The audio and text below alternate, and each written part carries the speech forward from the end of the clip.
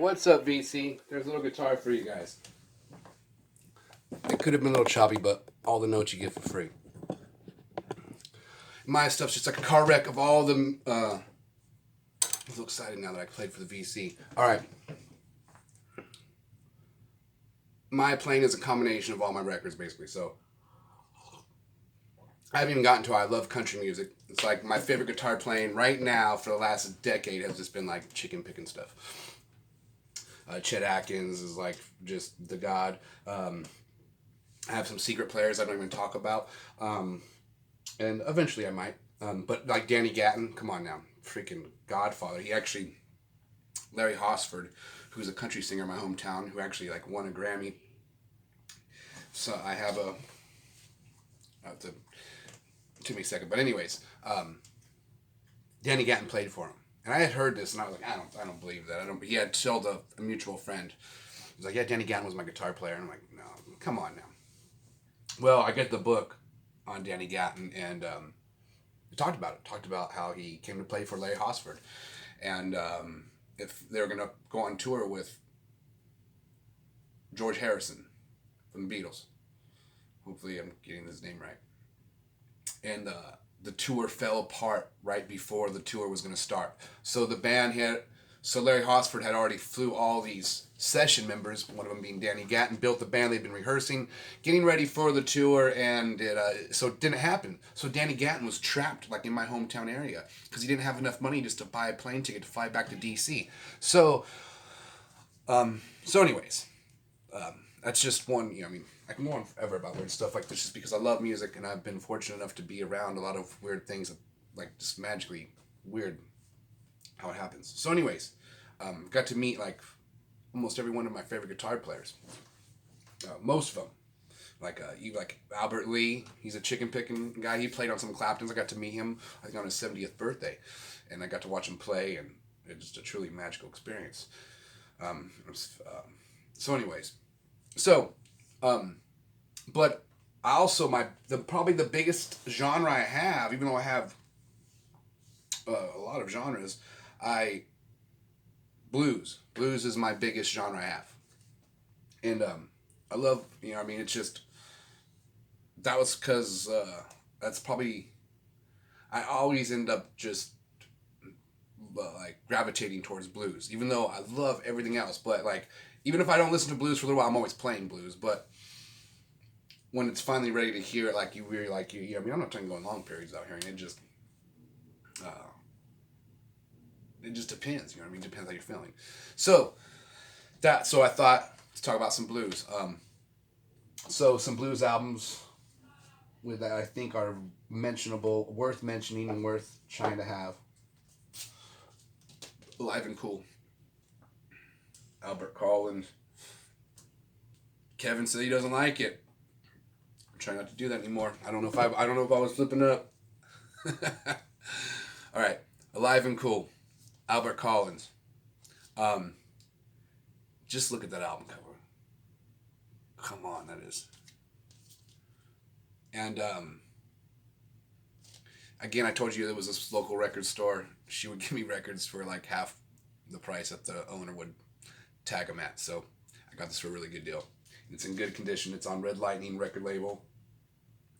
And it's gritty, but it's a must-have. It's one of my favorite Albert Collins albums. And you don't see it that often. You don't. It's really. I've only seen it the one time I was able to buy it. So since I'm in Texas, Jimmy Vaughn. Okay, if it was for Jimmy Vaughn, there'd be no Stevie Ray Vaughan, because Stevie Ray Vaughan's first guitar teacher was Jimmy. And if you watch any interviews with Stevie Ray Vaughan, and they ask the Godfather Stevie, "Who's your mentor?" He's all, "First of all, my brother, my brother, my brother." So sometimes his playing gets overlooked because when you hear Jimmy Vaughn, it doesn't sound like Stevie. Well, of course not, because Stevie influenced Jimmy a little in a different way, to where Jimmy totally influenced Stevie. Stevie soaked up all his goods, and then soaked up, as many different as people and styles as he could to create his own. Where Jimmy was the older brother. His style was already kind of cemented in stone for him, and he's really more playing like traditional old blues. His phrasing is really simple, but it doesn't matter that his phrasing is simple and not complex. His phrasing is genius. And it's this album right here is some of the best blues guitar playing ever. This is like, hands down, best tone, best playing. This goes of top 10 of best blues albums of all time. This is like the top 3. And you're like, what? Yes. Girls Go Wild by the Thunderbirds. The Fabulous Thunderbirds. I can't even talk. I'm getting so excited about this record. The Fabulous Thunderbirds. And the reason I'm getting excited about it, I was late to the show on Jimmy Vaughn. Before I moved to Texas, I knew Jimmy Vaughn. But I came out here and he plays all over the place, obviously. Some little holes, some little dive bars. Well, a dive bar. It's called like the Sea Boys. He plays there. Well, hasn't been, but is starting to again, I'm pretty sure. I think these clubs have opened up, but I don't want to say for sure. But, so, another guitar player that I really just totally look up to it and love listening to his music is J.D. Simo. Now, J.D. Simo, before I really got heavily into Jimmy Vaughn and even knew about this album, J.D. Simo said one time, one of the most important records to me is Girls Go Wild by the Fabulous Thunderbirds. And I'm like, what? Like, really? Come on now. So, it lingered in my head. I didn't go find it right away because this is a while back. This is like over 10 years ago. It's hard to believe that, but yeah, okay, probably about 10 years ago, maybe. Anyways, between 5 or 10 years ago. But so I finally found the record, and like you just got to put it on, crank it up. And the whole band's badass. Kim Wilson is still around in Austin. He actually owns Antone's Record Store. And I've never seen him in there, but if you go in there often, I think you can catch him in there. And this is a killer copy. This was recorded in 79, May of 79, it tells you. But just if you're a guitar player, gosh damn, this is the tone. And like, it's a simple tone, but the tone he's getting is, he's got the tremolo on sometimes. It's got Scratch My Back. That's the one that's I'm gonna, can't forget his name right now.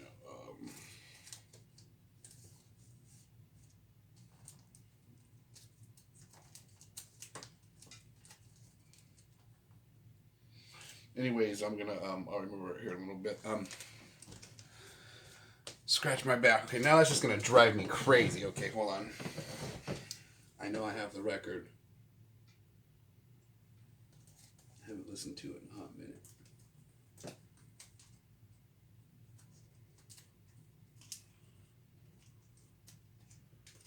Oh my gosh, I can't believe I'm forgetting this guy's name right now. Now it's just totally disappeared. Alright. Slim Harpo. Gosh damn, okay, I remember it right as a grab right. So Slim Harper, I'm pretty sure did Scratch My Back. By the way, now this album, you should get too. But he was the originator of Scratch My Back. But this version of Scratch My Back is a very famous version. But I could talk about this album every day, all day long. So go get it. And I got this one for $8, like in mint condition. Let me just show you the label, because there's a couple different ones with different labels on here. I actually seen a different one. All right, I should have swooped. This other one was in really bad condition, but now I'm kind of mad at myself that I didn't swoop it up because it was a different label. There's like a one with a black label on there that looks old. It looks more old school than this Chrysalis. Chrysalis, I guess. Yeah, I don't even know how to read, guys, so it's all good. Get this record.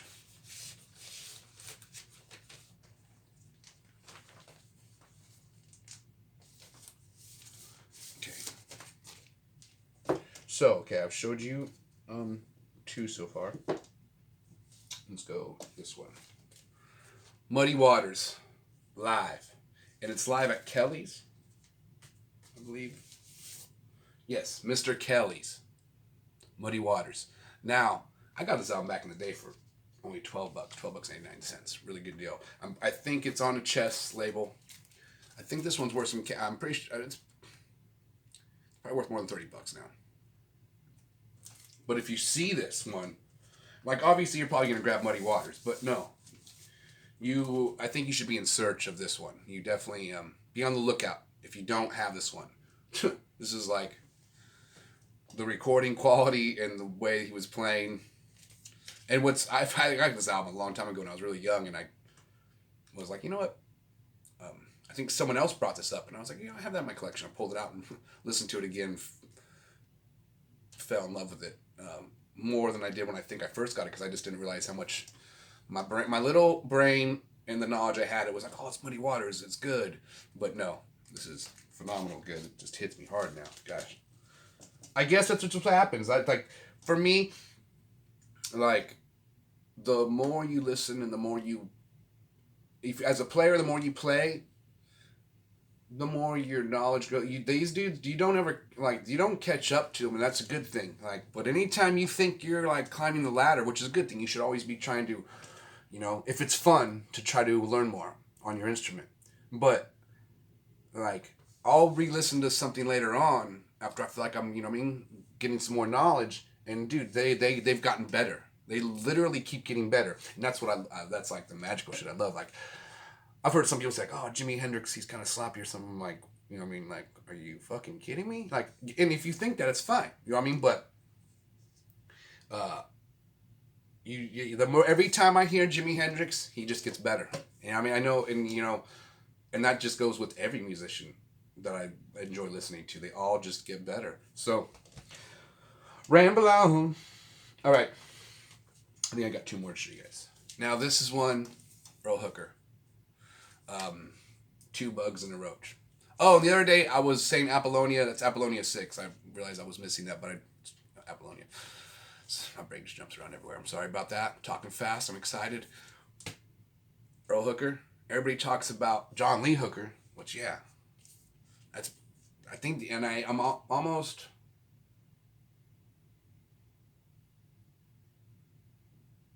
John Lee Hooker is his cousin, so that's badass.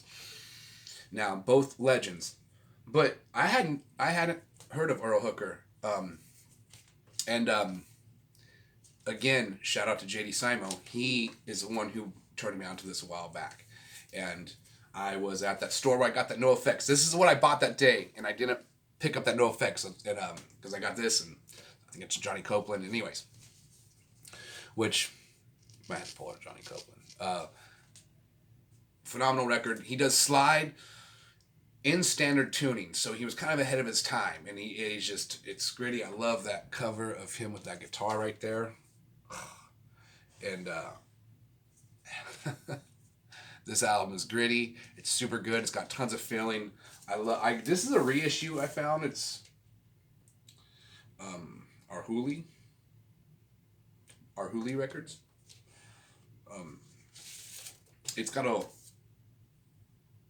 really old school vibe too. This is the only one by this label that I have. I'm pretty sure. So, but like Two Bugs in a Roach, the Wawa Blues, Anna Lee.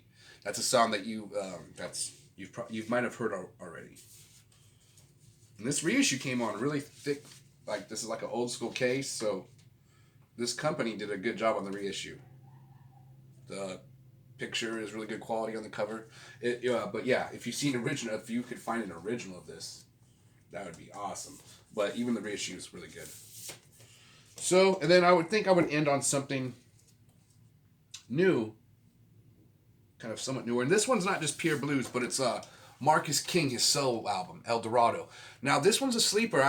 For me, I got it, put it on, and at the time I was like, oh, that's obviously good. I'm a huge Marcus King band fan, which I don't have any of that on vinyl yet, which definitely need to get.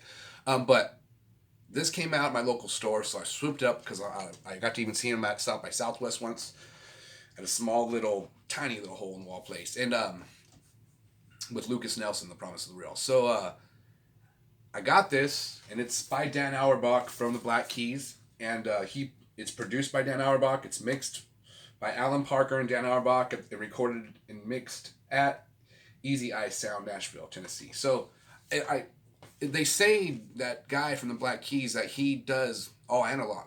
So I'm pretty sure this was recorded all analog. So wouldn't that make this like a true audio file? Come on, nerd me out, guys. Comment on this one. But this one, this has got like soul, R&B, blues. It's got funk in a very subtle way. All the different styles are crammed into this album. And then his voice, gosh damn. His playing, this guy's a freak. He writes amazing music. This dude could shred on guitar though. If you examine his playing, he suck you in with his phrasing. Get really good intro. He's the way he grabs you into solo. It's not like he could just shred some shit, but that's technically too easy. You want to grab someone in, just as a part of a painting. We're gonna suck you into other colors, and then he'll sneak in some shred though, and then I like the way that he does it, because when he does sneak in a little bit of some 16th notes or whatever he decides, it makes that stand out more. So if he just came out of the gate, fucking popping notes everywhere. So that being said, this is a great album. Go get this one. It sounds killer. I was listening to this one right now, so that's why I felt like I should talk about it. And yeah, like I was saying, Johnny Copeland. I'm just gonna do a whole check out Johnny Copeland. He's one C. Ray Vaughan brings on the stage when he plays at the Montreal Festival later on, when he's headlining it. The one where he gets booed off the stage in '83 and then '85 he headlines it. He brings Johnny Copeland on the stage. And Johnny Copeland is a beast. I was going to do a whole episode where I'll show his records. But check those out that I showed. Those are some great blues albums. It's crazy. I have, like I said, it's probably the biggest genre, the most of one genre I have is probably blues. And I haven't really showed too much yet because I haven't been buying any new. There is an album I'm on the lookout for. I can't tell you guys right now until I get it. JGK. I think. Anyways, and it's a song I just heard, and I was like, oh man. For me, it's like, you know how it is if it just gets to you. Like, I've been finding out about a lot of different bands in the VC. Like, it's neat to see what people are like. Oh gosh, this band just gets to me, and I'm like, I haven't even heard of this band yet. So. First of all, it's amazing that they are all in love and they're getting, what music gives you. Music saves people's lives. This is a true story. So the fact that they're getting their life saved by an artist, and then they're promoting it. Expressing like, guys, check out this band, and I'm like, wow, okay, I gotta go. There's even if you listen to it and it doesn't grab you the way that grabs that person at that time. Save it, because for me, it eventually will. And if it never does, that's fine. You know what I mean? That doesn't mean anything except that one just didn't grab you the way it grabbed someone else. But again, that's what makes art and music so awesome. It's like crazy. And I'm still drinking coffee, so we'll just end this one on a 20-minute. So shout out to all the moms getting out there in the VC.